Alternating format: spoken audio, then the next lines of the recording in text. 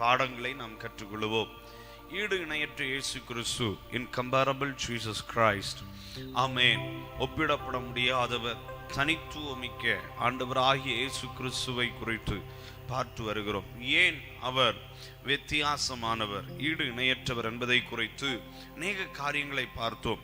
ஆமென். இன்றைக்கு கடந்த முறை நாம் தியானித்த பொழுது அப்போஸ்தலனாகிய பவுல் ரோமாபுரியாருக்கு எழுதின நிருபம் வரைக்கும் ஏன் என் இயேசு கிறிஸ்து ஈடு இணையற்றவர், நிருபங்கள் அவரை குறித்து என்ன சொல்லி இருக்கிறது, கிறிஸ்தவத்தை குறித்தும் கிறிஸ்துவை குறித்தும் எப்படி சொல்லி தருகிறது, ஏன் ஆண்டவராகிய இயேசு கிறிஸ்து ஈடு இணையற்றவராக இருக்கிறார், அதுபோலவே ஜனங்களும் அவரை ஆராதிக்கிற ஜனங்களுக்கும் ஒரு மகிமை இருக்கிறது ஏன் என்பதை இன்றைக்கு அப்போஸ்தலனாகிய பவுல் எழுதின கொரிந்தியருக்கு எழுதின 1, 2 நிருபத்திலிருந்து ஒரு சில காரியங்களை நாம் பார்க்க போகிறோம்.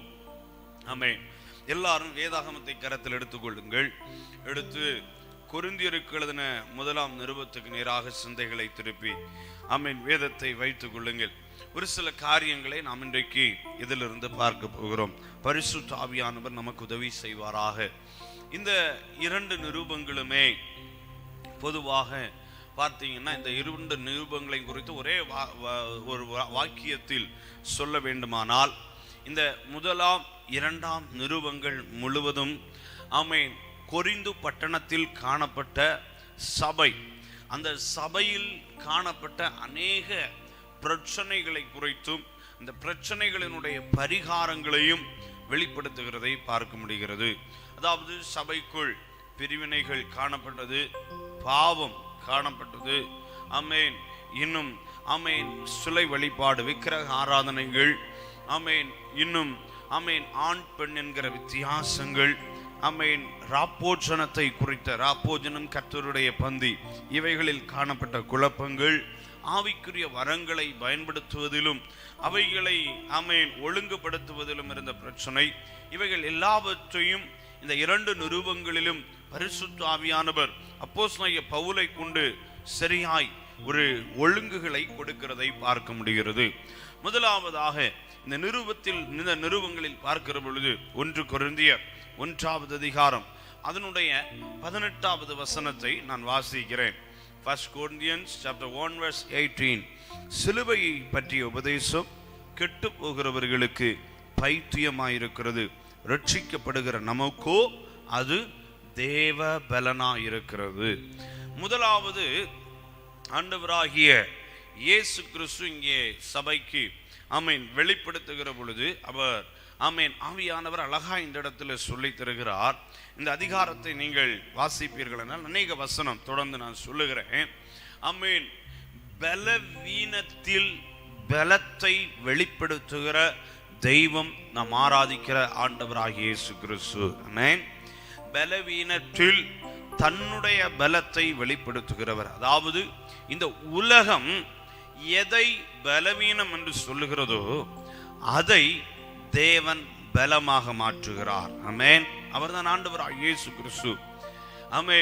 இந்த உலகத்தில் பார்த்தீங்கன்னா பலம் உள்ளவைகளையே தேடி ஓடுகிற உலகம் இது, பலம் இருக்கிறதையே தேடி பிடிக்கிற உலகம். ஆனால் என் ஆண்டவராகிய இயேசு கிறிஸ்துவை பார்த்தீங்கன்னா அவர் எதை உலகம் பலவீனம் என்று சொல்லுகிறதோ அதை பலனாய் வைத்திருக்கிறவர், பலனாய் வெளிப்படுத்துகிறவர்.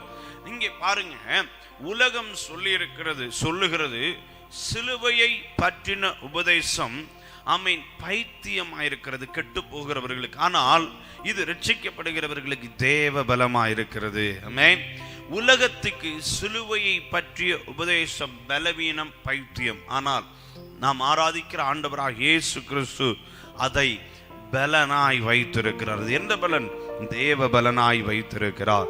அதே 1வது அதிகாரம் 24வது வசனத்தில் வாசிக்கிற பொழுது 1 Corinthians chapter 1 verse 24, ஆகிலும் யூதரானாலும் கிரேக்கரானாலும் எவர்கள் அழைக்கப்பட்டிருக்கிறார்களோ அவர்களுக்கு கிறிஸ்து தேவ பலனும் தேவ ஞானமும் ஆயிருக்கிறார் என்று சொல்லப்பட்டிருக்கிறது. இந்த இடத்துல சிலுவையை பற்றின உபதேசம், அதாவது ஆண்டவராகிய இயேசு கிறிஸ்துவை பலவீனம், பைத்தியம் என்று சொல்லுகிற பொழுது அவரை பற்றின உபதேசத்தை தேவ பலனாய் மாற்றி இங்க சொல்லப்பட்டிருக்கிறது. யூதரானாலும் கிரேக்கரானாலும் யாராயிருந்தாலும் அவர்களுக்கு கிறிஸ்து தேவ பலனாயிருக்கிறாராம். ஆமென். ரட்சிக்கப்படுகிறவர்களுக்கு அவர் தேவ பலன், அழைக்கப்பட்டவர்களுக்கு இயேசு கிறிஸ்து தேவ பலனாயிருக்கிறார். பலவீனத்தை கருத்தில் கொள்ளாதவர். 26வது வசனம், எப்படியெனில் சகோதரரே, நீங்கள் அழைக்கப்பட்ட அழைப்பை பாருங்கள். மாம்சத்தின்படி ஞானிகள் அநேகர் இல்லை, வல்லவர்கள் அநேகர் இல்லை, பிரபுக்கள் அநேகர் இல்லை. இங்கேயும் சொல்லப்பட்டிருக்கிறது வல்லவர்கள் அநேகர் இல்லை. நீங்கள் 27வது வசனம், ஞானிகளை வெட்கப்படுத்தும்படி தேவன் உலகத்தில் பைத்தியமானவைகளை தெரிந்து கொண்டார், பலமுள்ளவைகளை வெட்கப்படுத்தும்படி தேவன் உலகத்தில் பலவீனமானவைகளை தெரிந்து கொண்டார். ஆமென், ஆமென். இந்த உலகத்திலே ஆமென், a power through weakness, அதாவது பலவீனத்தின் வழியாக பலத்தை வல்லமையை வெளிப்படுத்துகிற தெய்வம் ஒரே ஒருவர், என் ஆண்டவராகிய இயேசு கிறிஸ்து. உலகம் எதை பலவீனம், எது ஆமென் பலவீனம் ஒன்றும் இல்லை என்று சொல்லுகிறதோ அதையே தேவ பலனா இன்றைக்கு மாற்றி இருக்கிறார். இரண்டாவதாக இந்த நிருபங்களில் பார்க்கிற பொழுது ஆமென், பைத்தியம் என்று சொல்லப்படுகிற மூடம், அதாவது மதிக்கேட்டில் ஞானத்தை வெளிப்படுத்துகிற தெய்வம். அதாவது ஆமென் விஸ்டம் த்ரூ ஃபோலி, ஆமென் மதிக்கேடுகளில் ஆமென் இன்று இந்த உலகம் எதையெல்லாம் பைத்தியம் என்று சொல்லுகிறதோ அதில் ஞானத்தை வெளிப்படுத்துகிறார். இதே 1வது அதிகாரம் 18வது வசனத்தில் ஏற்கனவே வாசித்தோம். சிலுவையை பற்றின உபதேசம் பைத்தியமாயிருக்கிறது. இந்த உலகத்திற்கு அது பைத்தியம், ஆனால் தேவன் ஞானத்தை அதில் வெளிப்படுத்தி இருக்கிறார். 21வது வசனம், எப்படியெனில் தேவ ஞானத்துக்கு ஏற்றபடி உலகமானது சுய ஞானத்தினாலே தேவனை அறியாதிருக்கையில் பைத்தியமாக தோன்றுகிற பிரசங்கத்தினாலே விசுவாசிகளை ரட்சிக்க தேவனுக்கு பிரியமாயிற்று. இந்த உலகத்திலே ஆமென், இந்த உலகத்தின் ஞானத்தின்படி ஆமென் நாம் எதையெல்லாம் சொல்லுகிறோமோ அதெல்லாம் ஆமென் அவர்கள் எதிர்பார்க்கிற அளவு ஞானம் இல்லாதது. ஆமென், தேவ பிள்ளைகள், தேவ ஊழியர்கள் இன்னும் ஆமென் வேதத்தில் சொல்லப்பட்டிருக்கிற காரியங்களை உலக ஞானிகள் என்ன சொல்லுகிறாங்க, இதில் அவ்வளவு ஞானம் இல்லை, இதில் அவ்வளவு புத்தி இல்லை, ஆனால் இதன் மூலமே பரலோகத்திற்கு கொண்டு சேர்க்கிற ஞானத்தை வெளிப்படுத்தி ஜனங்களை ரட்சிக்கிற உன்னதமாகிய தெய்வம் என் ஆண்டவராகிய இயேசு கிறிஸ்து. மூன்றாவது, இந்த நிருபங்களில் பார்க்கிற பொழுது என் ஆண்டவராகிய இயேசு கிறிஸ்துவை எப்படி இந்த நிருபம் வெளிப்படுத்துகிறது என்றால் ஆமென் ஆமென் அவருடைய சரீரமாகிய சபை எதை வெளிப்படுத்துகிறது, எதை பிரதிநிதித்துவப்படுத்துகிறது என்று அப்போஸ்தலனாகிய பவுல் இந்த இடத்துல சொல்லுகிறார். சபை இந்த உலகத்தில் இருக்கிற பொழுது ஒரு எதிரான கலாச்சாரத்தை பிரதிநிதித்துவப்படுத்துகிறது. எப்பொழுதுமே ஆமென் ஒரு எதிரான இல்லாவிட்டால் உலக வழக்கத்திற்கு வித்தியாசமான கலாச்சாரத்தை ஆமென் இந்த உலகத்தில் இருக்கிற இப்பொழுது இருக்கிற சபை பிரதிநிதித்துவப்படுத்துகிறது. இந்த சபை இயேசு கிறிஸ்துவனுடைய சரீரமா இருக்கிறது. நீங்கள் 6வது அதிகாரம் 1வது வசனம், அதாவது 1 கொரிந்தியர் 6வது அதிகாரம் 1 முதல் 3 வரை உள்ள வசனங்களை வாசிக்கிற பொழுது, உங்களில் ஒருவனுக்கு வேறொருவனோட வழக்குண்டானால் வழக்காடும்படி அவன் பரிசுத்தவான்களிடத்தில் போகாமல் அநீதக்காரரிடத்தில் போக துணிகிறதென்ன? பரிசுத்தவான்கள் உலகத்தை நியாயம் தீர்ப்பார்கள் என்று அறியீர்களா? உலகம் உங்களால் நியாயம் தீர்க்கப்படுவதாயிருக்க அற்ப வழக்குகளை தீர்க்க நீங்கள் அபாத்திரரா? தேவதூதர்களையும் நியாயம் தீர்ப்போம் என்று அறியீர்களா? இப்படி இருக்க இந்த ஜீவனுக்கேற்றவைகளை நீங்கள் தீர்த்து கொள்ள கூடாதிருக்கிறது எப்படி? ஒரு வித்தியாசமான கலாச்சாரத்தை இந்த இடத்திலே ஆவியானவர் வெளிப்படுத்துகிறார். அதாவது ஆமென் நிகழ்கால உலகம், நிகழ்கால வழக்கத்திற்கு மாறாக மற்றொன்றை தேவ ஜனங்கள் சபை இயேசு கிறிஸ்துவின் சரீரம் பிரதிநிதித்துவப்படுத்துகிறது. ஆமென், தேவனுடைய ராஜ்யம் என்பது முழுக்க முழுக்க ஆமென் இப்பொழுது இருக்கிற ராஜ்யத்தின் வழக்கத்திலிருந்து வித்தியாசமானவை. ஆமென், இன்னும் இயேசு கிறிஸ்துவை இதன் மூலம் எப்படி வெளிப்படுத்துகிறார் ஆவியானவர்? ஆண்டவராகிய இயேசு கிறிஸ்து ஆமென் இந்த பூமியிலே ரட்சிக்கப்படுகிற சபையாயிருக்கிற தம்முடைய பிள்ளைகளுக்கு புதிய பழக்க வழக்கங்களையும் புதிய கலாச்சாரத்தையும் கொடுக்கிறவர் என்பதை இந்த இடத்துல ஆவியானவர் வெளிப்படுத்துகிறார். ஆமென். ஆவியானவர் இந்த சம்பவங்கள் மூலம் இந்த நிருபத்தில் தருகிற மற்றொரு செய்தி என்னவென்றால், இயேசு கிறிஸ்து தம்முடைய சரீரமாம் சபைக்கு என்ன செய்கிற புதிய பழக்க வழக்கங்களையும் புதிய கலாச்சாரத்தையும் கொடுக்கிறவராயிருக்கிறார்.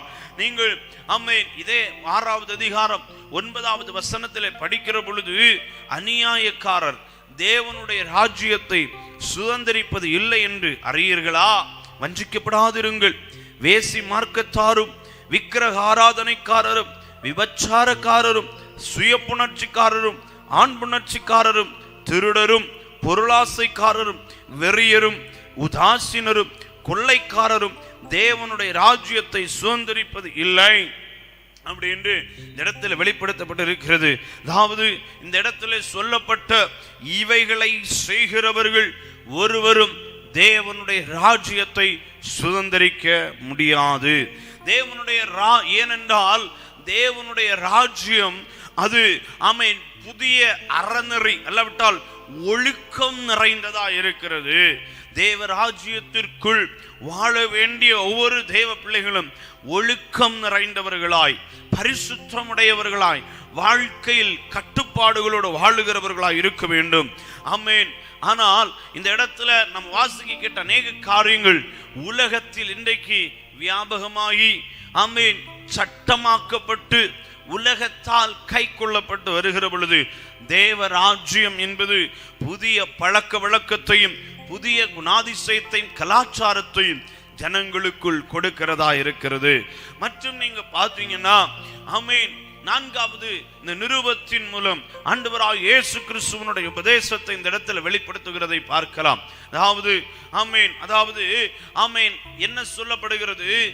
அறிவு ஒரு மனிதனுக்கு விடுதலையை கொண்டு வருகிறது. அறிவு மனிதனுக்கு விடுதலையை தரும். ஆனால் அந்த விடுதலையை ஒரு மனிதன் எப்படி பயன்படுத்த வேண்டும் என்றால், சகோதர அன்புக்குள் நின்று அந்த விடுதலையை அவன் பயன்படுத்த வேண்டும், அனுபவிக்க வேண்டும். எனக்கு விடுதலை கிடைச்சிருக்குது, ஆமென், நான் இன்றைக்கு விடுவிக்கப்பட்டிருக்கிறேன். ஆகையினால் எல்லா விடுவிக்கப்பட்டதன் காரணமாக எல்லாவற்றையும் நான் என் இஷ்டம் போல செய்வேன். அப்படி அல்ல.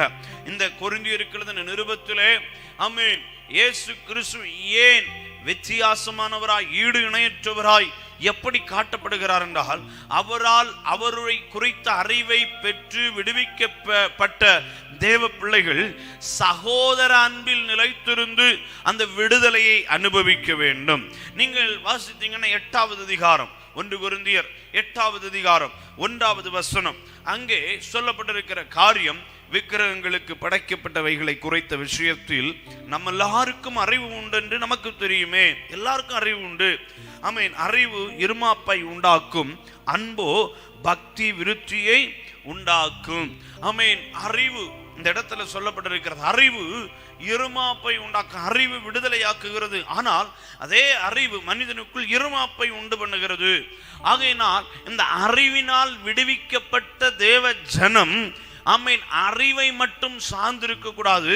அந்த அறிவு வேதம் சொல்லி இருக்கிறது, ஆமென் உங்கள் உணர்விலும் அறிவிலும் எது அன்பு நிறைந்திருக்க வேண்டும் என்று சொல்லப்பட்டிருக்கிறது. அன்பினால் நிறையப்படும் இது அறிவும் உணர்வும். இந்த இடத்துல அறிவினால் விடுவிக்கப்படுகிறோம். அவரை குறித்த வசனங்களை அறியும் பொழுது விக்கிரகங்கள் ஒன்றுமில்லை, அவைகளுக்கு படைக்கிறதெல்லாம் ஒன்றுமில்லை அப்படின்னு அறிகிறோம். ஆனாலும் அந்த அன்பினால் அந்த அறிவினால் விடுவிக்கப்பட்டோம். ஆமென். அதை குறித்த மரியாதை நமக்கில்லை, அதை குறித்த எண்ணம் நமக்கில்லை. அது ஒரு பொருட்டென்று எண்ணக்கூடாதவைகள் இதெல்லாம் தெரியும். ஆனால் ஆமென் அந்த விடுதலையை அனுபவிப்பது சகோதர சிநேகம், சகோதர அன்பு நமக்குள்ள இருக்கணும். ஏன் அப்படின்னா நம் கீழே பார்க்கலாம் பாருங்க. நீங்கள் 12வது அதிகாரம் 2வது வசனத்திலே வாசிக்கிற பொழுது இதை குறித்து சொல்லுகிற, நீங்கள் அஞ்ஞானிகளாய் இருந்தபோது ஏவப்பட்டபடியே ஊமையா உண்மையான விக்கிரகங்களிடத்தில் மனதை செலுத்தினீர்கள் என்று உங்களுக்கு தெரியும். ஆனா இப்ப அப்படி இல்லை. 8வது அதிகாரம் 1வது வசனத்துல சொல்லப்பட்டது, அவைகள் ஒன்றுமில்லை என்று நீங்கள் அறிந்திருக்கிறீர்களே. அப்படி என்றால் அவர்கள் விடுவிக்கப்பட்டிருக்கிறாங்க. அன்றைக்கு அதற்கு மரியாதை செலுத்தினாங்க. அன்றைக்கு அவைகளுக்கு முன்னாக போய் தங்கள் மனதை செலுத்தினார்கள். இன்றைக்கு அப்படி இல்லை. 10வது அதிகாரம் 23வது வசனத்துல வாசிக்கிற பொழுது இங்கே சொல்லப்பட்டிருக்கிறது, எல்லாவற்றையும் அனுபவிக்க எனக்கு அதிகாரம் உண்டு, ஆகிலும் எல்லாம் தகுதியாயிராது. எல்லாவற்றையும் அனுபவிக்க எனக்கு அதிகாரம் உண்டு, ஆகிலும் எல்லாம் பக்தி விருத்தியை உண்டாக்காது. இந்த இடத்துல சொல்லப்பட்டிருக்கிறது, ஆமென், விடுவிக்கப்பட்டவன் அவன் ஆமென் அதை குறித்து எண்ணம் இல்லாததினால், அதை ஒரு பொருட்டென்று எண்ணாததினால் அவன் எதை வேண்டுமானாலும் செய்யலாம், அப்படிப்பட்ட அனுபவம். ஆனால் அவனுக்குள்ள என்ன இருக்கணும்? சகோதர சிநேகம். ஏன் அப்படி என்றால், ஆவியானவர் அப்போஸ்தலனாகிய பவுல் மூலம் இந்த இடத்துல சொல்லுகிற பொழுது, ஆமென், உனக்குள்ளே ஆமென் நீ அறிவை பெற்றிருக்கிறாய், நீ பிரகாசிப்பிக்கப்பட்டிருக்கிறாய், ஆமென், அதன் மூலமாக நீ விடுவிக்கப்பட்டிருக்கிறாய். ஆனால் சகோதர சிநேகம் என்கிற ஒரு ஆமென் ஒரு லிமிட்டுக்குள்ளாக, ஒரு எல்கைக்குள்ளாக, அந்த சூழ்நிலைக்குள்ளாக நீ அதை பயன்படுத்த வேண்டும். ஏன் அப்படி என்றால் 8வது அதிகாரம் 4வது வசனத்தில் வாசிக்கிற பொழுது, ஆமென், விக்கிரகங்களுக்கு படைக்கப்பட்டவைகளை புசிக்கிற விஷயத்தை பற்றி, உலகத்திலே விக்கிரகமானது ஒன்றுமில்லை என்றும் ஒருவரே அன்றி வேறொரு தேவன் இல்லை என்றும் அறிந்திருக்கிறோம். இது பெரிய விடுதலை. இது மகா பெரிய ஒரு அறிவு. நம்முடைய கண்கள் பிரகாசிக்கப்பட்டிருக்கிற அனுபவம் இந்த வசனத்தில் சொல்லப்பட்டிருக்கிறது. ஆனால் நீங்கள் 8வது அதிகாரம் 7வது வசனத்திலிருந்து கீழே வாசிக்கிற பொழுது, எல்லா வசனம் வாசிக்க முடியாது, நீங்கள் பிறகு வாசிங்க. ஆகிலும் இந்த அறிவு, எந்த அறிவு?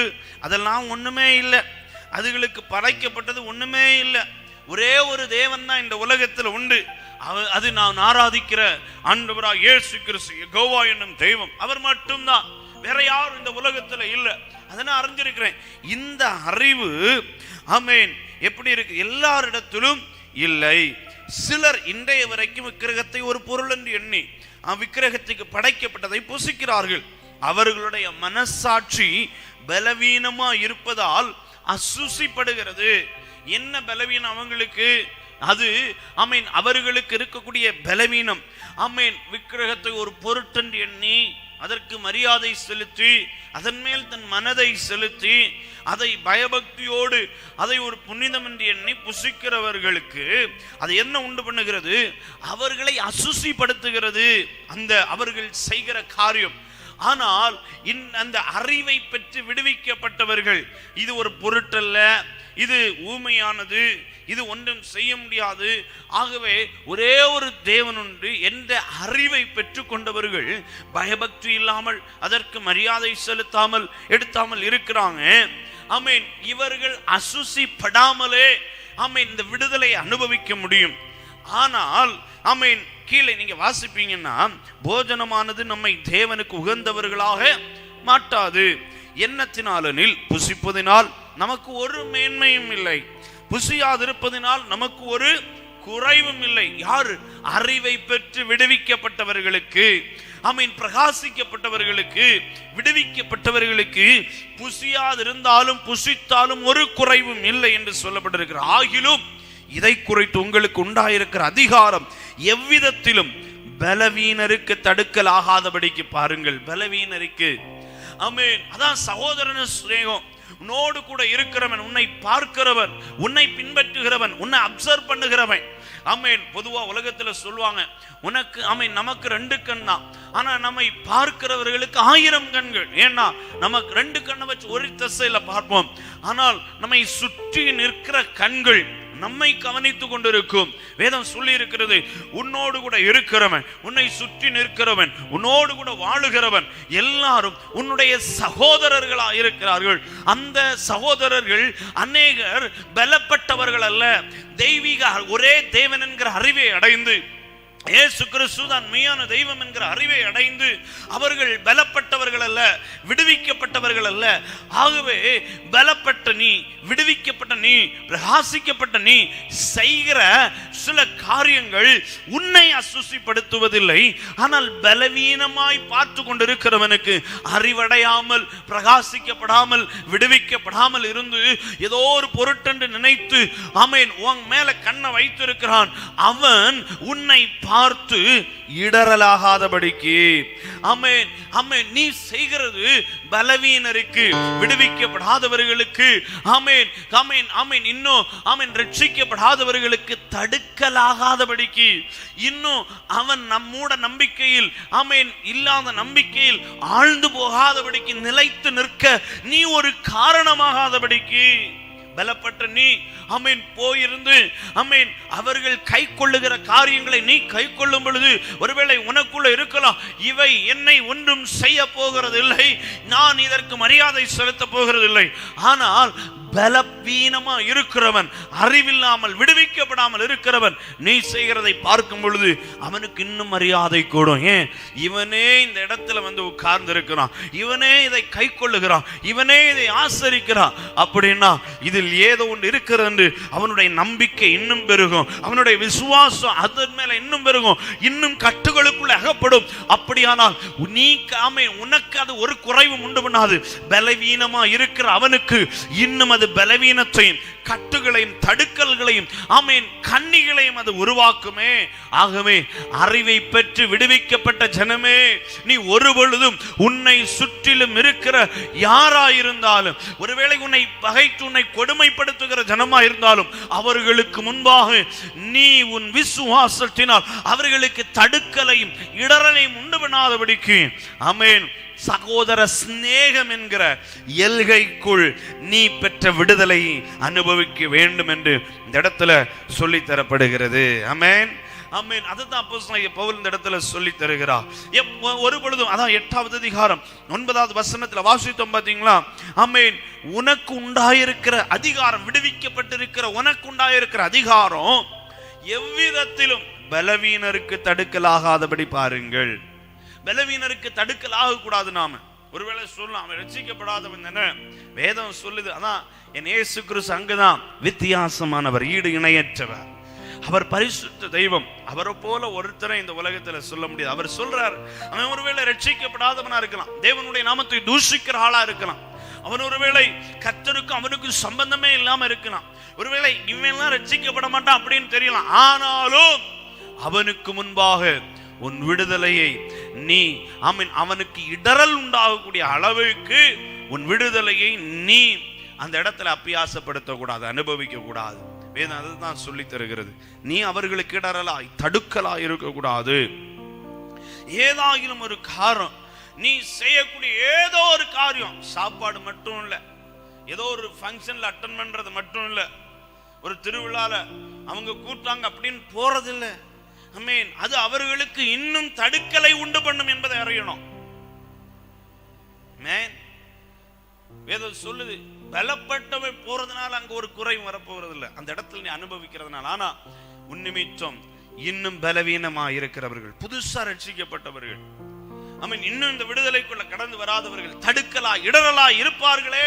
வேதம் சொல்லுது, ஏதாவது காரியம், நீ செய்கிற ஏதோ ஒரு காரியம், நீ போகிறது, சாப்பிடுறது, நீ கொடுக்கிறது, வாங்கிறது, நீ பழகிறது, உன்னுடைய உறவுகள், உன்னுடைய பேச்சுகள், உன்னுடைய செயல்கள், உன் பிசினஸ்ல செய்யக்கூடிய காரியங்கள் எதுவா இருக்கலாம், எதுவும் மற்றவர்களை இடரல் உண்டாக்காதபடிக்கு, மற்றவர்களுக்கோ பொதுமக்களுக்கோ இடையூறுதலோ இடரல்களோ தடுக்கல்களோ உண்டு பண்ணுமானால் அதை நீ பிராக்டிஸ் பண்ணக்கூடாது, அந்த பழக்கத்தை விட்டுவிட வேண்டும்.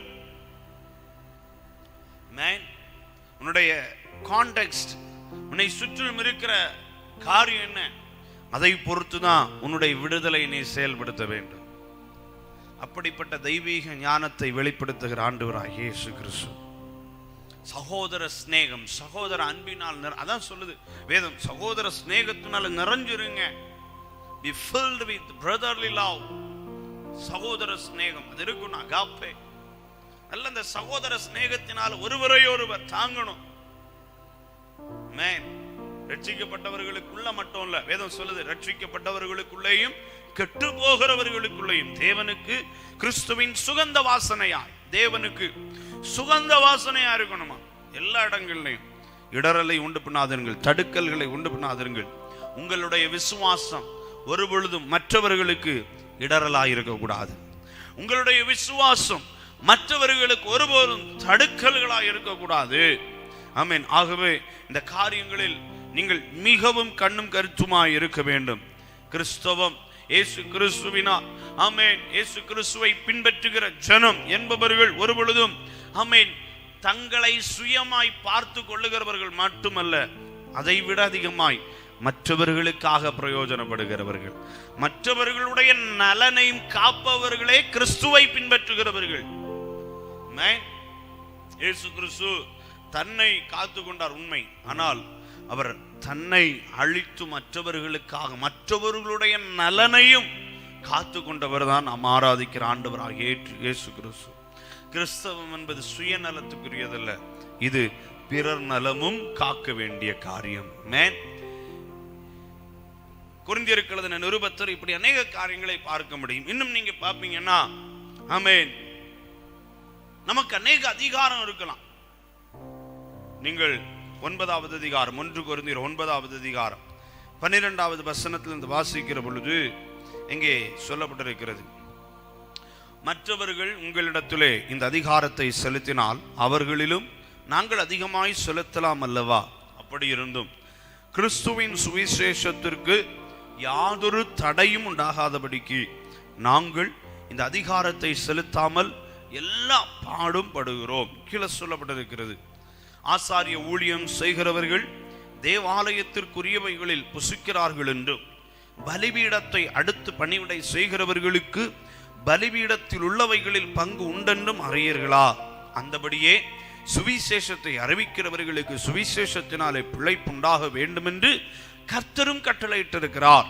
அப்படி இருந்தும் நான் இவைகளில் ஒன்றையும் அனுபவிக்கவில்லை. கட்டளை இருக்குது, எனக்கு அதிகாரம் இருக்குது, எல்லாம் இருக்குது, ஆனால் ஆமென், அந்த அதிகாரத்தை நான் ஆமென் புறக்கணிக்கிறேன், நான் அதை பயன்படுத்தவில்லை. இந்த இடத்துல அப்போஸ்தலனாகிய பவுல் ஆமென் ஆவியானவரால் ஏவப்பட்டு சபைக்கு சொல்லி தருகிற வார்த்தை, நீங்கள் அதே அதிகாரத்துல 19, 20 வசனத்தை வாசிக்கிற பொழுது, நான் ஒருவருக்கும் அடிமைப்படாதவனாய் இருந்தும் நான் அதிக ஜனங்களை ஆதாயப்படுத்திக் கொள்ளும்படிக்கு என்னைத்தானே எல்லாருக்கும் அடிமையாக்கினேன். அதிகாரம் இருக்கு, யாருக்கும் நான் அடிமைப்பட மாட்டேன். ஆனா கிறிஸ்துவுக்காக அநேக ஜனங்களை ஆதாயப்படுத்தணும், அதுக்காக நான் என்ன செய்யறேன், அதிகாரத்தை எல்லாம் வேவ் பண்ணிடுறேன். யூதரை ஆதாயப்படுத்திக் கொள்ளும்படிக்கு யூதருக்கு யூதனை போல இருக்கிறேன். நியாயப்பிரமாணத்துக்கு கீழ்ப்பட்டவனை ஆதாயப்படுத்திக் கொள்ளும்படிக்கு நியாயப்பிரமாணத்துக்கு கீழ்ப்பட்டவனை போலுமானேன். அப்படி கீழே சொல்லி வருகிறார். ஆமென், எல்லாருக்கும் நான் எல்லாமா மாறினேன் அப்படின்னு ஆமென் சொல்லி வருகிறதை பார்க்க முடிகிறது. ஆமென், எனக்கு அநேக அதிகாரங்கள் இருந்தும் இருக்கலாம். ரட்சிக்கப்பட்ட தேவஜனமே, நமக்கு அநேக அதிகாரங்கள் இருக்கலாம், அநேக உரிமைகள் இருக்கலாம். ஆனாலும் அவைகளை ஆமென் கட்டுப்படுத்தி கொண்டு பிறரை ஆதாயப்படுத்திக் கொள்ளும்படிக்கு நாம் வாழ்வதற்கான ஆலோசனை தருகிறவர்தான் ஆண்டவராகிய இயேசு கிறிஸ்து. ஆமென். ஆண்டவராகிய இயேசு கிறிஸ்துவுக்கு அவர் கள்ளர் கையில் அகப்படுகிற பொழுது கெத்செமனே தோட்டத்தில் வைத்து பார்க்கிறோம், அவரை பிடிக்கிறாங்க. அந்த நேரத்தில் அவருக்கு வேணா ஒரு வார்த்தை சொன்னா போதும், பரலோகத்திலிருந்து சேனைகள் இறங்குவாங்க, தூதர் சேனைகள் இறங்கி எல்லாரும் நிக்கிரகம் பண்ணிடுவாங்க, அழித்து போட முடியும். அதிகாரம் இருக்கிறது. அநேகரை ரட்சிக்கக்கூடிய ஒரு பெரிய திட்டம் தன் கண்களுக்கு முன்பாக இருந்ததனால் அந்த அதிகாரத்தை அவர் வைத்துவிட்டு அவர் தன்னுடைய அந்த சூழ்நிலைமைக்கு தன்னை அனுமதித்தார் என்கிறத பார்க்கிறோம். இங்கேயும் பாருங்க, the rights we have should not be used for others destruction. மற்றவர்களுடைய அழிவுக்காக நம்முடைய அதிகாரங்கள் பயன்படக்கூடாது.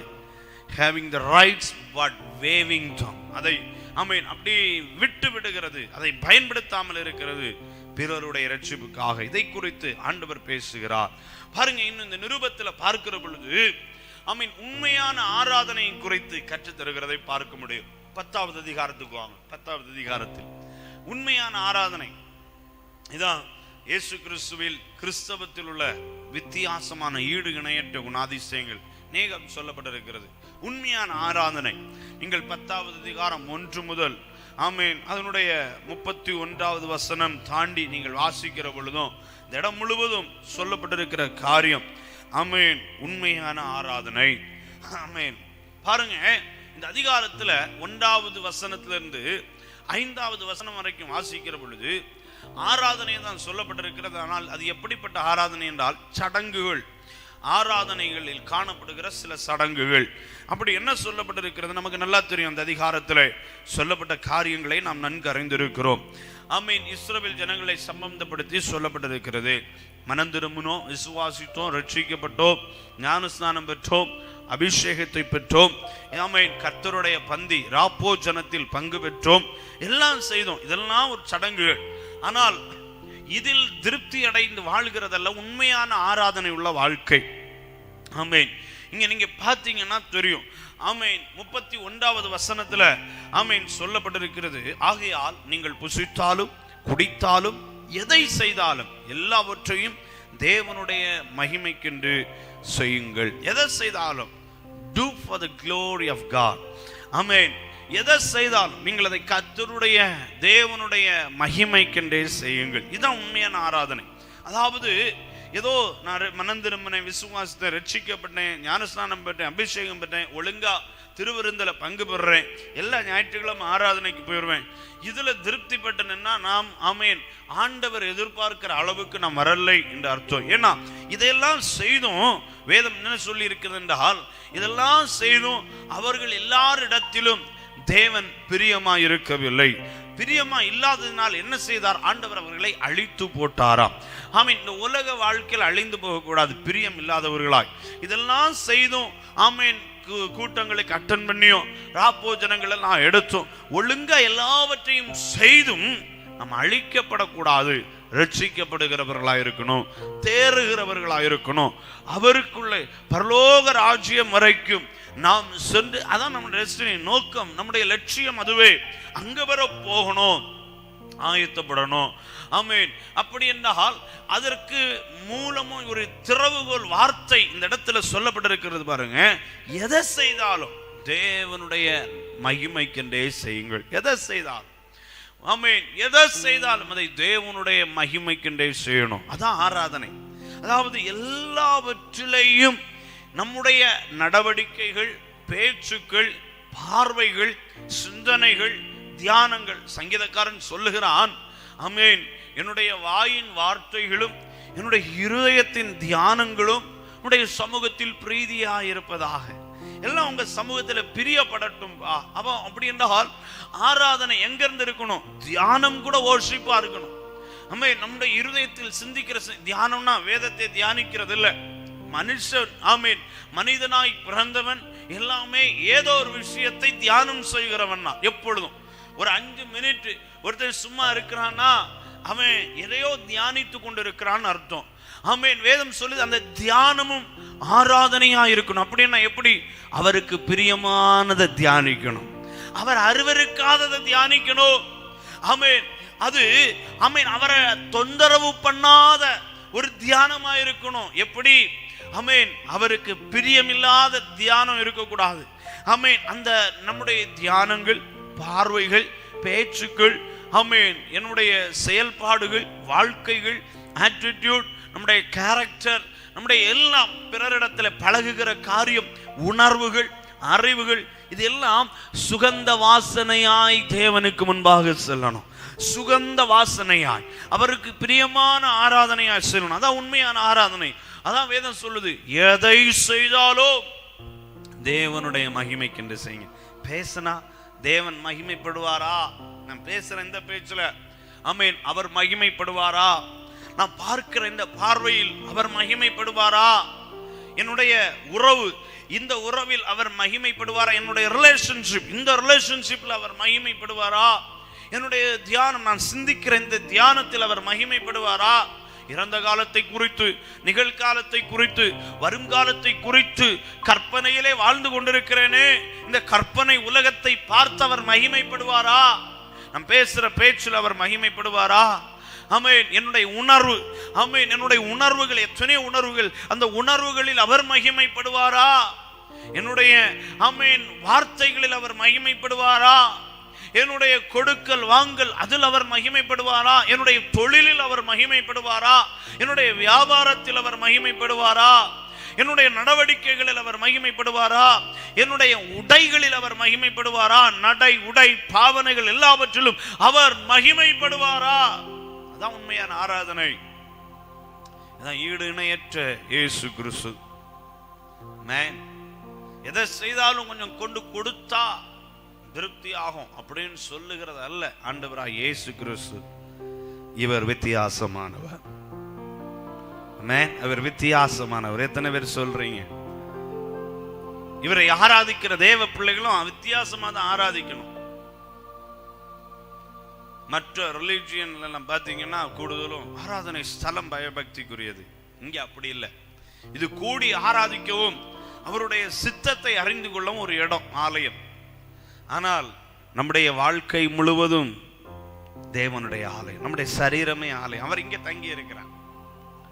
அவருடைய நாம மகிமைக்கின்ற எதையாவது செய்து கொண்டே இருக்கணும். செய்கிற எல்லாமே அவருடைய மகிமைக்காக. அதனால்தான் பக்தன் பாடுகிறான் பாத்தீங்களா? ஓ நான் உம்மை நேசிக்கிறேன், எந்தன் உயிரை பார்க்கிலும் நான் உம்மை நேசிக்கிறேன், எந்தன் உயிரை பார்க்கிலும் ஆராதிப்பேன் உம்மை நான் உண்மை மனதுடன் ஆராதிப்பேன் உம்மை நான் உண்மை. Thank you Lord. பெற்ற என் தாயும் நண்பர்கள் தள்ளுகையில் என் உயிர் கொடுத்து நான் நேசித்தோர் வெறுக்கையிலே பெற்ற என் தாயும் நண்பர்கள் தள்ளுகையில் என் உயிர் கொடுத்து நான் நேசித்தோர் வெறுக்கையிலே நீ என்னுடையவன் என்று சொல்லி அழைத்தி என் செல்ல பெயரை நீ என்னுடையவன் என்று சொல்லி அழைத்தி என் செல்ல பெயரை வளர்த்தீரி வளவாக உன்னாம மகிமைக்காக. சொல்லுங்க, எதுக்கு தெரியுமா இவ்வளவு தூரம் கொண்டு வந்தார்? வளர்த்தீரி வளவாக உன்னாம மகிமைக்காக. சொல்லுங்க, வளர்த்தீரனை மட்டும் வளர்த்தீரி வளவாக நாம மகிமைக்காக. நான் உம்மை நேசிக்கிறேன், நான் உம்மை நேசிக்கிறேன், எந்த உயிரை பார்க்கிலும் நான் உம்மை நேசிக்கிறேன், எந்த உயிரை பார்க்கிலும் ஆராதிப்பேன் ஆராதிப்பேன் உம்மை நான் உண்மை மனதுடன்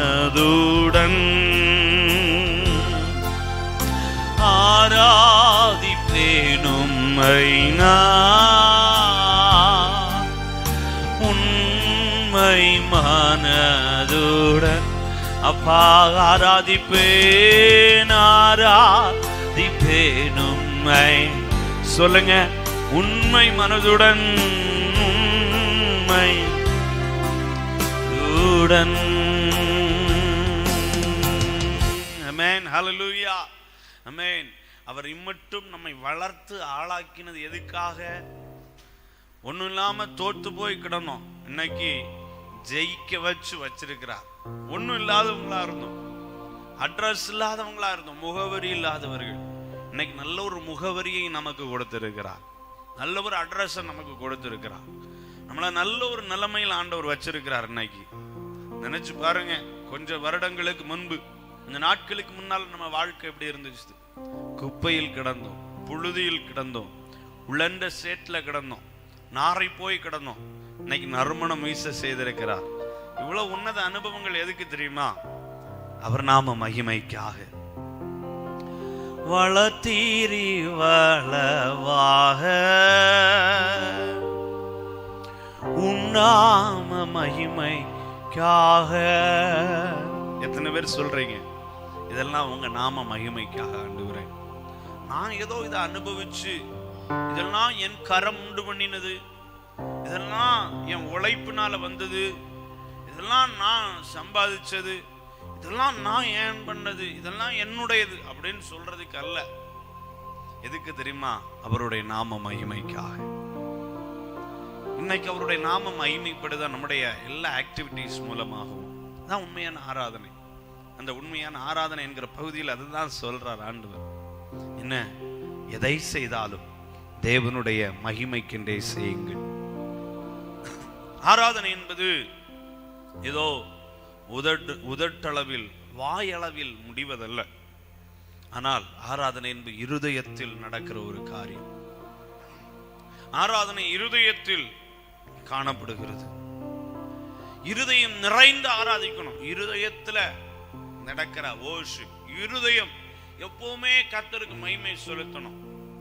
வார்த்தையில முடியக்கூடாது, செயல்கள்ல இருக்கணும். அந்த இருதய பூர்வமாயிருக்கிற அந்த ஆராதனை இருதயம் நிறைந்து வெளிப்பட வேண்டும். வெளியே நம்முடைய செயல்களும் வார்த்தைகளும் தேவனுக்கு மகிமையை கொண்டு வரட்டும். நம்முடைய வாழ்க்கை ஒரு ஆராதனையின் வாழ்க்கையாக மாறட்டும். அப்படின்னு ஆராதிச்சுட்டே இருக்கிறது இல்ல, மற்றவர்களால் தேவனுடைய நாமம் மகிமைப்பட்டு கொண்டே இருக்கணும். அதான் ஹையஸ்ட் லெவல் ஆராதனை. மகா பரிசுத்த ஸ்தலத்துக்குள்ளே பிரவேசிக்கிறது ஆமா உண்மை. ஆனா அந்த அனுபவம் எப்படி தெரியுமா? நம்மை பார்க்கிற மற்றவர்கள் பயபக்தியோட கர்த்தரை துதிக்க தொடங்குவாங்க, மகிமைப்படுத்துவாங்க. ஒருவேளை நம்மளை பார்க்கும்போது திட்டுவாங்க, ஆனா பிறகு நம்மை குறித்து அவர்கள் சாட்சி கொடுப்பார்கள். அது ஆராதனையா மாறணும். அதை கர்த்தர் விரும்புகிறார். உண்மையான ஆராதனை ஏதோ நான் ரட்சிக்கப்பட்டுட்டேன், மனம் திரும்பிட்டேன், விசுவாசிக்கிறேன், காணிக்க கொடுக்கிறேன், தசமபாகம் கொடுக்கிறேன், ஞானஸ்நானம் பெற்றுட்டேன், அபிஷேகம் பெற்றுட்டேன், கர்த்தருடைய பந்தி ராப்போஜனத்துல பங்கு பெறேன், இதோட முடிந்து இல்ல. அதெல்லாம் ஒரு சடங்குகள், ஆராதனையின் சடங்குகள். அதோட முடியல. இதை தாண்டி தான் நம்முடைய வாழ்க்கை முழுவதும். எதை செய்தாலும் அவருடைய நாம மகிமைப்பட வேண்டும். ஆமென். அடுத்ததாக இந்த நிருபத்துல நம்ம பார்க்கிற பொழுது 1 கொரிந்தியர் 11வது அதிகாரத்துக்கு நேராக சிந்தைகளை திருப்பிக் கொள்ளுங்க. 11வது அதிகாரம், ஆமென். 11வது அதிகாரம் 23, 24 வசனங்களை வாசிக்கிற பொழுது ராப்போஜனத்தை குறித்து சொல்லுகிறார். நான் உங்களுக்கு ஒப்புவித்ததை கர்த்தரிடத்துல பெற்றுக்கொண்டேன் அப்படின்ட்டு ராப்போஜனத்தை குறித்து பேசுகிறார். சபையில பெரிய பிரச்சனை ராப்போஜனத்தை குறித்து. கர்த்தருடைய பந்தி ராப்போஜனம் இதை குறித்து பயங்கரமான கான்ஃபிளிக்ட் காணப்பட்டுச்சு.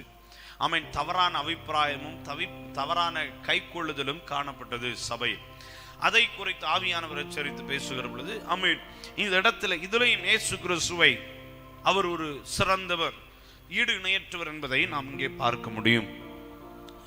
கர்த்தருடைய ராப்போஜனத்துல எப்படி பங்கு பெறலாம் அப்படின்னா, ஆமென், எல்லாரும் பங்கு பெற்ற முடியாது. ராப்போஜனத்துல ரட்சிக்கப்பட்டு நானும் விசுவாசியா இருக்கிறேன், ஞானஸ்நானம் பெற்றுட்டேன், அபிஷேகம் பெற்றுட்டேன், அதனால எல்லா ராப்போஜனத்திலையும் பங்கு பெறுவேன். நிறைய பேர் பங்கெடுக்கிறாங்க, ஆனா எல்லாரும் பங்கு பெற முடியாது. சரியான சத்தியத்தை வேதம் நமக்கு கற்றுத்தருகிறது. வேதம் என்ன சொல்லுகிறதுனா, அதை எப்படி நாம் கை கொள்ள வேண்டும். ஆமென். வேதம் சொல்லுது, நான் உங்களுக்கு ஒப்புவித்ததை கர்த்தரிடத்தில் பெற்றுக்கொண்டேன். என்னவெனில், காட்டி கொடுக்கப்பட்ட அன்று ராத்திரியிலே அப்பத்தை எடுத்து ஸ்தோத்திரம் பண்ணி அதை பிட்டு, நீங்கள் வாங்கி புசியுங்கள், இது உங்களுக்காக பிற்கப்படுகிற என்னுடைய சரீரமாயிருக்கிறது, என்னை நினைவு கூறும்படி இதை செய்யுங்கள் என்றார். என்னை நினைவு கூறணும், அதற்காக தான் இதை செய்கிறீங்க. ஆமென். 25வது வசனத்தில் சொல்லப்பட்டிருக்கிறது, என்னை நினைவு கூறும்படி இதை செய்யுங்கள். 26வது வசனம் சொல்லுது, அவர் வருகிற வரைக்கும் கர்த்தர் வருமளவும் அவருடைய மரணத்தை தெரிவிக்கிறீங்க. அப்படின்னா remembering and proclaiming the death of Jesus Christ. ஆமென். 27வது வசனத்திலிருந்து கீழே வாசிக்கிற பொழுது 29வது வசனம் சொல்லுது, ஆமென், கர்த்தருடைய சரீரம் இன்னதென்று நிதானித்து அறியாததினால் தனக்கு ஆக்கினை தீர்ப்பு வரும்படி போதனம் பண்ணுகிறான். அடுத்து ஆமென், எதை அவன் நிதானித்து இதில் பங்கு பெறணும்னா, கர்த்தருடைய சரீரம் இன்னதென்று நிதானித்து அறியணும். நல்லா புரிந்து கொள்ளணும். இதை செய்யும் பொழுது என்ன செய்கிறோம்? அவரை நினைவு கொள்ளுகிறோம், அவருடைய மரணத்தை நினைவு கூர்ந்து தெரிவிக்கிறோம் பிறருக்கு. ஆனா அதை ஆசரிக்கிறவங்க எப்படி ஆசரிக்கணும்னா, கர்த்தருடைய சரீரம் என்றால் என்ன என்பதை நிதானித்து அறியணும். அறியாமல் ராப்போஜனத்தில் பங்கு பெறக்கூடாது. இன்றைக்கு பார்த்தீங்கன்னா, இந்த திருவிருந்து ராப்போஜனத்தில் அவருடைய வருகையை அவருடைய மரணத்தை நினைவு கூறுகிறோம். உண்மை, இயேசுவை நினைக்கிறோம், அவருடைய மரணத்தை நினைக்கிறோம். அதனாலதான் ராப்போஜனத்தினாலே அன்பே, கல்வாரி அன்பே, தாகம் தாகம் என்பீர், சிலுவை காட்சிகளை பார்க்கிறோம், தியானிக்கிறோம். நல்லது. ஆமென். அந்தோ கல்வாரியில் அருமை இரட்சகரே அப்படின்னு மனதுருகி பாடுகிறோம். நல்லது. ஏறுகின்றார் தள்ளாடி தவழ்ந்து களைப்போடை, நல்ல அருமையான பாடல்கள், அது நல்லது. ஆனால் எப்படி இதை ஆசரிக்கணும், நினைவு கூறுகிறது உண்மை. கர்த்தருடைய சரீரம் இன்னதென்று அறிந்து, நிதானித்து அறிந்து அதுல பங்கு பெறணும். ஏதோ ஒரு சடங்கு அதை அப்படி செய்து முடித்து போகிறது இல்லை, அறியணும், நிதானித்து அறியணும், அதை நிதானித்து அறியணும். அதை குறித்த அறிவு நமக்குள்ள இருக்க வேண்டும். recognizing of one body of Christ, அதாவது சபையை வேதம் சொல்லி இருக்கிறது, சபை கிறிஸ்துவனுடைய சரீரம். ஏன் அந்த வார்த்தை அந்த இடத்துல சொல்லப்பட்டிருக்கிறது, கர்த்தருடைய சரீரம் இன்னதென்று நாம் நிதானித்து அறியணும் அப்படின்னா, ஏதோ பிசிக்கல் பாடியை மட்டும் அந்த இடத்துல சொல்லல. மோர் தென் தட், அதைவிட மேலாக கிறிஸ்துவின் சரீரமாகிய சபை, ஒன் பாடி ஆஃப் கிரைஸ்ட், ஆண்டவராகிய இயேசு கிறிஸ்துவுக்கு ஒரே சரீரம். சபையை அவருடைய சரீரம் என்று சொல்லி இருக்கிறது. அப்படின்னா அந்த சரீரம் ஆகிய சபை என்பதை நினைவு கூர்ந்து அதை அறிந்து அதை பங்கு பெறுகிற நபர் புரிந்து கொள்ளணும், நான் அவருடைய சரீரத்தில் இருக்கிறேன், கிறிஸ்துவின் சரீரம் நான். என்னோடு கூட ஆராதிக்கிறவர்கள் ஒரே சரீரத்தின் அவயவங்களா இருக்கிறாங்க.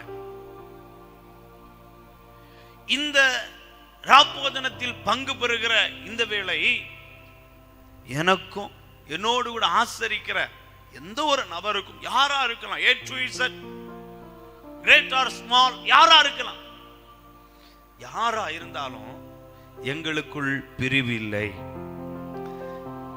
சரீரம் பிரிந்து கிடக்கவில்லை என்கிற ஒரு அறிவு நமக்குள்ள வேணும்.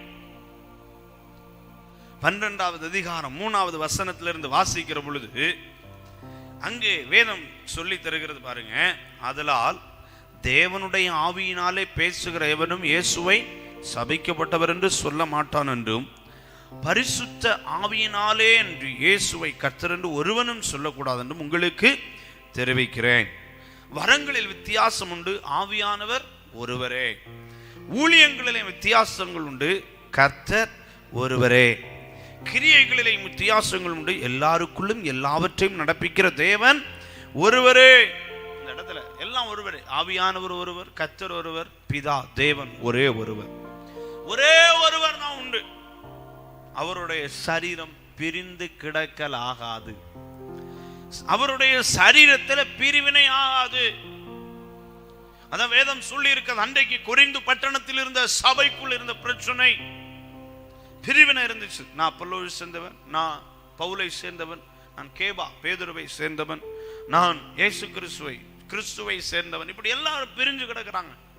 ஆனா ராப்போஜனத்தில் பங்கு பெறாங்க. அதான் சொல்றார், ஆமென், கர்த்தருடைய சரீரம் இன்னதென்று நிதானித்து அறியாததினால் அநேகர்கள் அவர்கள் என்ன செய்திருக்கிறாங்க, அவர்கள் நிதானித்து அறியாததினால் தங்களுக்கு ஆக்கினை தீர்ப்பு வரும்படி போஜனம் பண்ணுகிறாங்க.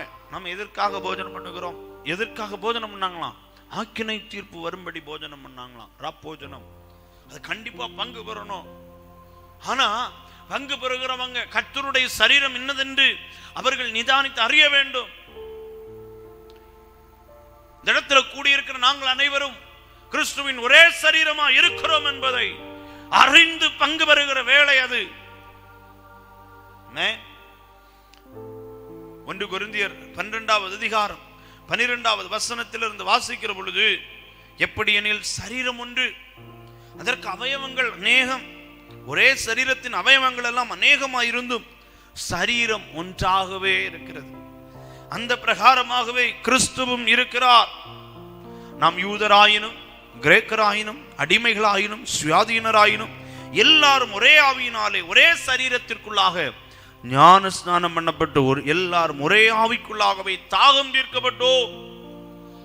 வேதம் எவ்வளவு அழகாய் கற்றுத் தருகிறது பாருங்க. நாம் எல்லாரும் ஒரே சரீரத்தின் அவயவங்கள். நமக்குள்ள பிரிவினை இருக்கக்கூடாது. பிரிவினையோடு கூட ராப்போஜனத்தில் பங்கு பெற முடியாது.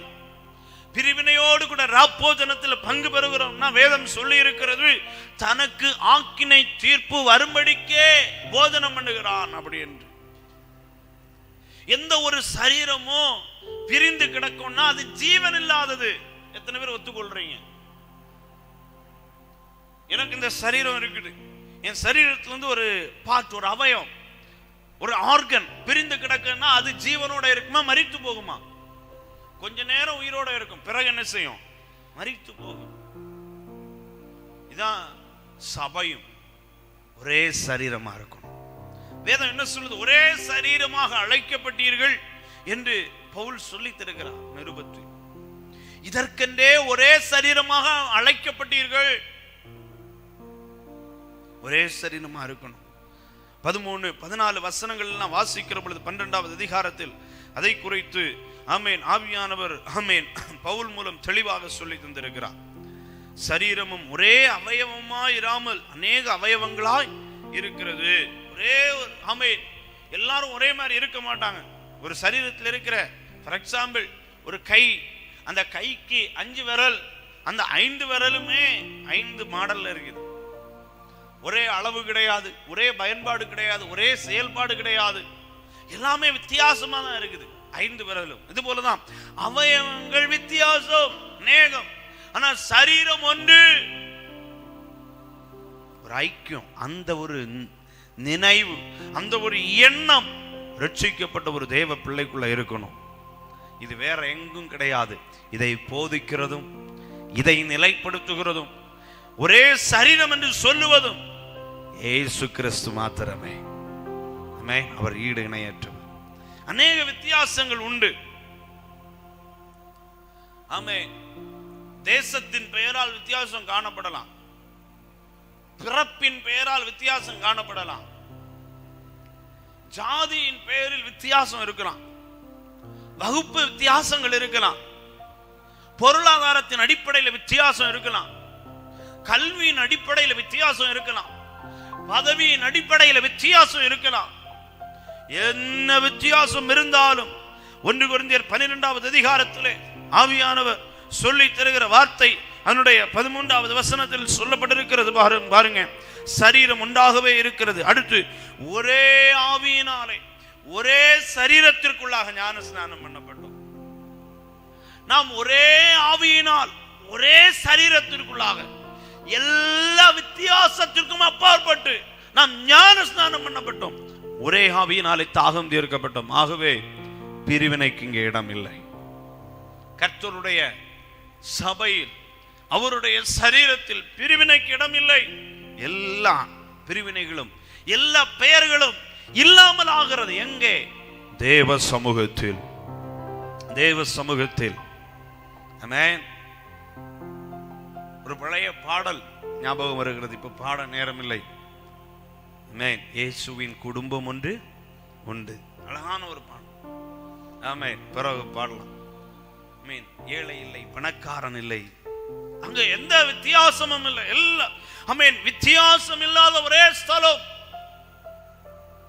ஒருவேளை சொல்லலாம் இன்னைக்கு இருக்குன்னு, அப்படி இல்லை. எங்கே இல்லாமல் இருக்கிறதோ அங்கேயே என் இயேசு வாசம் பண்ணுவா.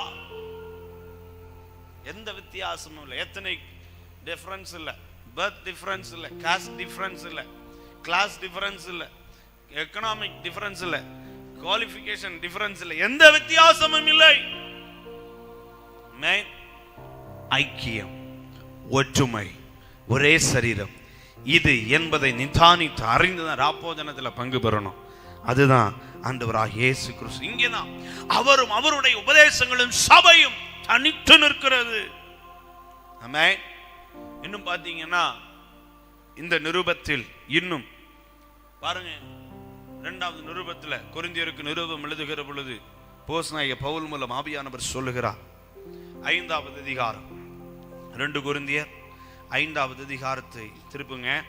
அதனுடைய 18 முதல் 21 வரை உள்ள வசனங்கள் வாசிக்கிற பொழுது, இவையெல்லாம் தேவனாலே உண்டாயிருக்கிறது, அவர் இயேசு கிறிஸ்துவை கொண்டு நம்மை தம்மோடே ஒப்புரவாக்குதலின் ஊழியத்தை எங்களுக்கு ஒப்பு கொடுத்தார். அது என்னவெனில், தேவன் உலகத்தாருடைய பாவங்களை எண்ணாமல் கிறிஸ்துவுக்குள் அவர்களை தமக்கு ஒப்புரவாக்குதலின் உபதேசத்தை எங்களிடத்தில் ஒப்புவித்தார்.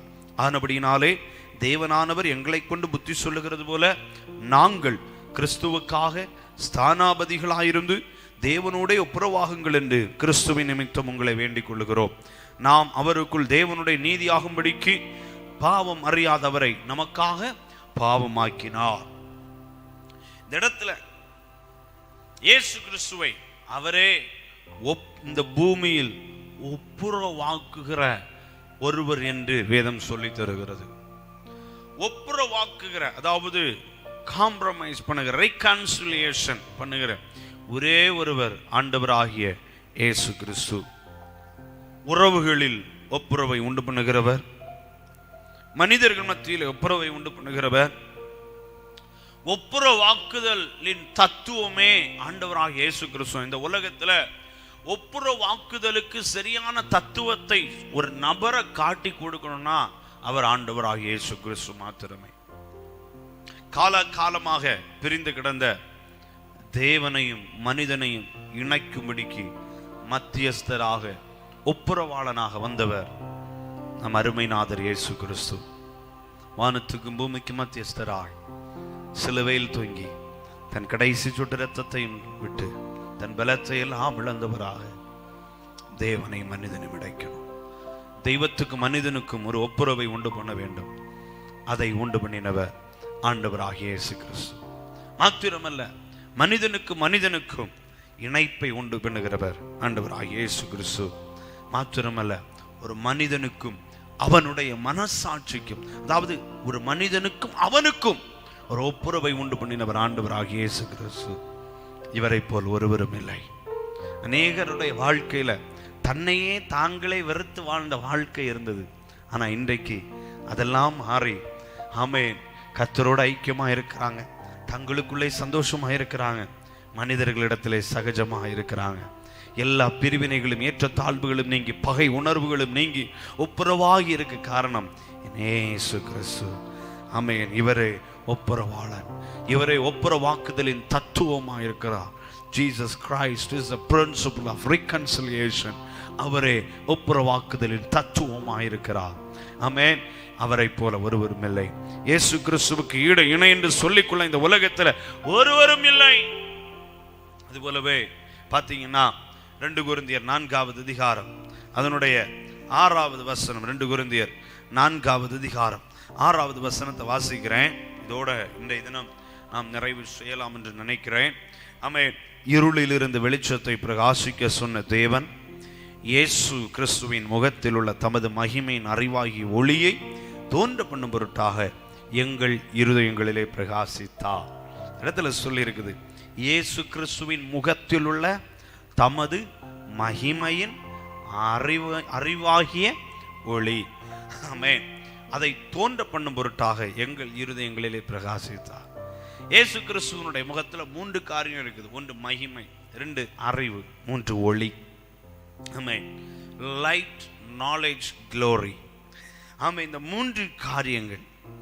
ஆமென். இயேசு கிறிஸ்துவே தெய்வீகத்துவத்தின் பரிபூரணமாக இருக்கிறார். அதான் இந்த இடத்துல சொல்ல வர்றேன். தேவன் பரிபூரணம் அடைகிறார். அவர் இயேசு கிறிஸ்து அல்லாமல், ஆமென், அவருக்குள்ளதான் எல்லா பரிபூரணமும் இருக்கிறது. இந்த மகிமை, அறிவு, ஒளி, இந்த 3மே இயேசு கிறிஸ்துவினுடைய முகத்திலிருந்து பிரகாசிக்கிறது. இந்த 3மே அவருடைய முகத்தில் தோன்றுகிறது, பிரகாசிக்கிறது. reflected in the face of Christ. பாத்தீங்கன்னா பொதுவாய் எபிரேயர்கள் எப்பவுமே வெளிச்சம், அந்த வெளிச்சத்தை தேடினாங்க. வெளிச்சமாகவும் கிரேக்கர்கள் அறிவை நாடினார்கள். தத்துவ ஞானிகள் எழுப்பினது கிரேக்க தேசம் அறிவு. அவர்களுக்கு அறிவாகவும் புறஜாதிகளுக்கு மகிமையாகவும் தோன்றினவர் ஆண்டவராகிய இயேசு கிறிஸ்து. அவருடைய முகத்தில் எல்லாம் உண்டு. புறஜாதிகள் க்ளோரியை தேடுறாங்க, மகிமையை. கிரேக்கர்கள் அறிவை தேடுகிறாங்க. எபிரேயர்கள் அவர்கள் வெளிச்சத்தை தேடுகிறாங்க, ஒளி. இந்த 3ம் அவருடைய முகத்தில் உண்டு. இந்த முழு உலகமும் எதையெல்லாம் தேவனுக்காக எதையெல்லாம் தேடுகிறதோ அது எல்லாம் இயேசு கிறிஸ்துவனுடைய முகத்தில் இருந்து பிரதிபலிக்கிறது. நல்லா கவனிங்க. தேசத்துக்கு தேசம் தெய்வம், பட்டணத்துக்கு பட்டணம் தெய்வம். இது அங்க தெரியல, அது இங்க தெரியல. ஆனா முழு உலகமும் தேவனிடத்தில் தேவனாய் எதை தேடுகிறதோ அந்த எல்லாம் இயேசு கிறிஸ்துவின் முகத்தில் வெளிப்படுகிறது. அதான் சொல்லப்பட்டிருக்கிறது, தேவன் இயேசு கிறிஸ்துவின் முகத்தில் உள்ள மகிமையின் அறிவாகிய ஒளி அவருடைய முகத்தில் தோன்ற பண்ணும் பொருட்டாக எங்கள் இருதயங்களிலே பிரகாசித்தார். ஆமென். இன்னைக்கு எத்தனை பேர் சொல்றீங்க, நேசு ஈடு இணையற்றவர். அவருடைய முகத்தில் வெளிச்சம் உண்டு, அவருடைய முகத்தில் அறிவு உண்டு, அவருடைய முகத்தில் ஆமென் ஒளி உண்டு, மகிமை உண்டு. எத்தனை பேர் யார் எதை தேடினாலும் எல்லாவற்றையும் இயேசு கிறிஸ்துவில் கண்டுகொள்ளலாம். முழு உலகத்திற்கும் இரட்சகராய் வெளிப்பட்ட இயேசு கிறிஸ்துவினிடத்தில் இந்த 3 காரியத்தில் எதை உலக மக்கள் தேடினாலும் இந்த 3 ஆமென் கூட்டத்தினர் வந்து தாகம் தீர்த்து திருப்தி அடையக்கூடிய ஒரே ஸ்தலம் இயேசு கிறிஸ்து. அவர் ஈடு இணையற்றவர், அவர் யாரோடும் ஒப்பிடப்பட முடியாதவர். நாங்கள் பிரசங்கிக்கிற, நாங்கள் சேவிக்கிற, நாங்கள் பின்பற்றுகிற, நாங்கள் ஆராதிக்கிற, உயர்த்துகிற இயேசு, அவர் ஒருவரே தெய்வம், அவர் ஒருவரே ஈடு இணையற்றவர், யாரோடும் கூட ஒப்பிடப்பட முடியாதவர். எத்தனை பேர் அவருடைய நாமத்தை உயர்த்துறீங்க? கண்களை மூடி Thank you Holy Spirit Lord. ரபனலா சந்தோரோ ஒப்பு கொடுங்க ஆண்டவர்கிட்ட. ஆண்டவரே ஈடு இணையற்றவர். எத்தனை பேர் எங்களோடு கூட இணைந்து சொல்ல விரும்புறீங்க, இந்த இயேசு எனக்கு போதும், என் வாழ்க்கையில வெளிச்சம் வேணும், இயேசு கிறிஸ்துவினிடத்துல உண்டு. என் வாழ்க்கையில அந்த அறிவை நான் பெற்றுக்கொள்ளணும், இயேசு கிறிஸ்துவினிடத்துல உண்டு. என் வாழ்க்கையில நான் மகிமையை பார்க்கணும், மகிமை அடையணும், அவரிடத்துல உண்டு. எல்லாம் இயேசு கிறிஸ்துவின் முகத்தில் தோன்ற பண்ணும் பொருட்டாக எங்களுடைய இருதயங்களிலே பிரகாசித்த அவர் ஜீவனுள்ளவர். Thank you Lord, thank you Lord. Rabala shadrene Ribani kama seko duriantana labaushia. Aldana dunyam torolobori andara labauda ragalagadagashyantane. Nandriyappa Yesuve.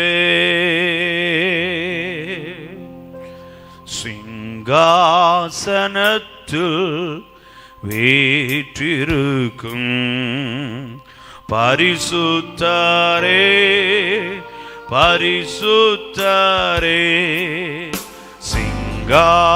சிங்காசனத்தில் வீற்றிருக்கும் பரிசுத்தரே பரிசுத்தரே ஆராதனை உமக்கு ஆராதனை ஆராதனை உமக்கு இணைந்து சொல்லுவோம் ஆராதனை உமக்கு இயேசுவே ஆராதனை உமக்கு ஆராதனை ஆதியும் அந்தமும் ஆனவரே அல்வாவும் மேகாவும் ஆனவரே ஆதியும் அந்தமும் ஆனவரே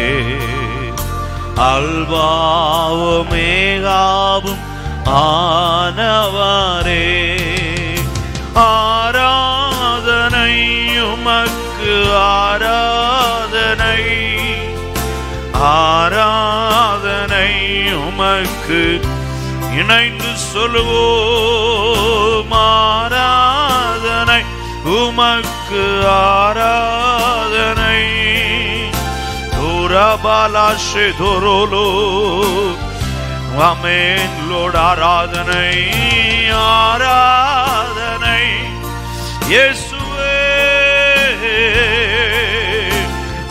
ஆராதனை உமக்கு ஓ கேருபீன்கள் சேராபீன்கள் போற்றிடும் என் பரிசுத்தரே கேருபீன்கள் சேராபீன்கள் போற்றிடும் எங்கள் பரிசுத்தரே ஆராதனை உமக்கு ஆராதனை ஆராதனை உமக்கு இணைந்து சொல்லுவோம் ஆராதனை ரகாதோலோ போஷேதோரோ ஆராதனை உமக்கு ஆராதனை ஆராதனை உமக்கு ஆராதனை ஆராதனை உமக்கு ஆராதனை ஆராதனை உமக்கு ஆராதனை ராஜா Ribaladoro Boshentorono de ஆராதனை உமக்கு என் இயேசுவே அப்பா ஹோலி ஆராதனை அவர் ஒருவரே தேவனே அவருடைய முகத்தில் வெளிச்சம் உண்டு அவருடைய முகத்தில் மகிமை உண்டு அவருடைய முகத்தில் அறிவு உண்டு இயேசு கிறிஸ்துவின் முகத்தில் உள்ள ஆமென் தம்முடைய மகிமையின் அறிவாகிய ஒளியை தோன்ற பண்ணும் பொருட்டு எங்கள் இருதயங்களில் பிரகாசித்த அவர் ஜீவனுள்ளவர் அவர் ஈடு இணையற்றவர் அவர் யாரோடும் ஒப்பிடப்பட முடியாதவர் அவர் ஒருவரே நித்தியானந்தமுள்ள ஏக சக்கராதிபதி ஆராதனை உமக்கு பரிசுத்தர் You're holy, you're holy, you're holy Lord அப்பா பிதாவே ஆராதனை